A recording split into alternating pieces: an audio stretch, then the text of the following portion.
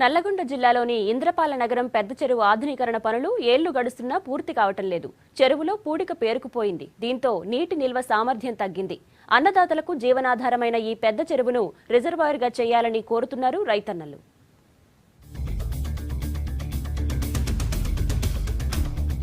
నిజాం కాలంలో నిర్మించిన ఆసిఫ్ నగర్ ప్రాజెక్టుతో 1,00,000 ఎకరాల భూమి సాగవుతోంది. దీంతో ఇది నల్లగొండ జిల్లాలో మధ్య తరహా ప్రాజెక్టుగా గుర్తింపు పొందింది. ఈ ప్రాజెక్టు నుంచి వచ్చే కాలువ మొదట రామన్నపేట మండలంలోని ఇంద్రపాల నగరం పెద్ద చెరువును నింపుతుంది. ఈ చెరువు నుంచి 1,000 ఎకరాలకు సాగునీరు అందించడంతో పాటు పదుల సంఖ్యలో చెరువుల్ని నింపుతుంది.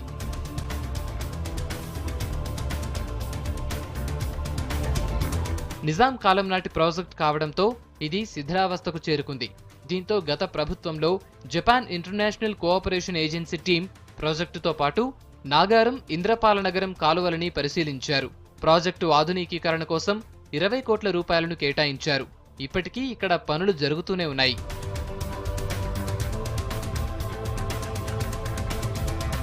తెలంగాణ ప్రభుత్వం ఏర్పడ్డ తరువాత ఇంద్రపాల నగరం చెరువును రిజర్వాయర్గా మార్చాలని రైతులు డిమాండ్ చేస్తున్నారు. ఇప్పటికే ఈ చెరువు నీటితో 1,00,000 ఎకరాలకు పైగా పంట సాగవుతోంది. అయితే ఇప్పటి వరకు ఈ చెరువు పూడిక తీయలేదు. పెద్ద చెరువును మిషన్ కాకతీయ పనుల్లో చేర్చి 10 కోట్లతో రిజర్వాయర్గా ఏర్పాటు చేయాలంటున్నారు రైతులు. దీని ద్వారా సాగు పెరగటంతో పాటు యాదాద్రికి వచ్చే భక్తులకు ఇది పర్యాటక ప్రాంతంగా మారుతుందని చెబుతున్నారు. ఈ ఆసిఫ్ నగర్ కాల్వ ఉన్నందుకు ఇక్కడ ప్రజలు, కింది మండలాల ప్రజలు ఎంతో సస్యశ్యామలంగా జీవనోపాధి నడిపిస్తుంటారు. ఇక్కడ సస్యశ్యామలంగా పంటలు పండుతాయి.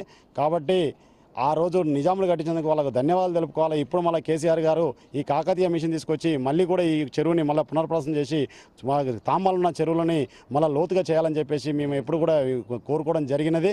కనీసము 112 ఏళ్ళు కావస్తున్నది.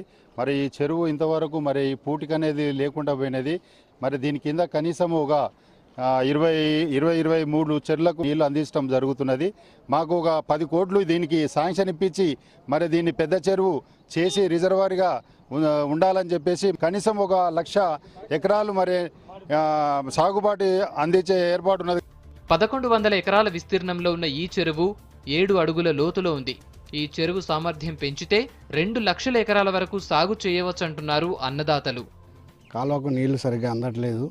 నిజాం కాలంలో బ్రిడ్జి కట్టిరు. ఆ బ్రిడ్జికి 8 తలుపులు ఉన్నాయి. ఆ తలుపుల ద్వారా నీళ్లు వదిలితే కింది గ్రామాలకు నీళ్లు వెళ్తాయి. కాలువ ద్వారా చెరువులు దాదాపు ఒక 20-30 చెరువులు ఉన్నాయి. ఆ చెరువులలో చేపలు వేసుకొని మత్స్యకారులు కనీసం ఒక 10,000 కుటుంబాల దాకా బతుకుతాయి. ఈ అన్ని మండలాలు కలిసి రైతులు మొత్తం ఈ చెరువు మీదనే ఆధారపడి ఉన్నారు.